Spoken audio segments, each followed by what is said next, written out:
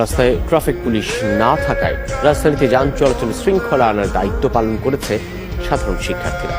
শহরের গুরুত্বপূর্ণ মোড়ে দলগতভাবে দিনভর এই কাজ করেছে তারা। বিভিন্ন সড়ক পরিষ্কারের কাজও করে শিক্ষার্থীরা। তাদের এমন উদ্যোগে খুশি সাধারণ মানুষ, খাবার ও পানি খাইয়ে উৎসাহ দিচ্ছেন। তবে দ্রুত ট্রাফিক ব্যবস্থা ফিরে আনার দাবি শিক্ষার্থী সহ সকলের। এ যেন নতুন এক বাংলাদেশ। নেই ট্রাফিক পুলিশ, তবু সড়কে নেই কোনো বিশৃঙ্খলা।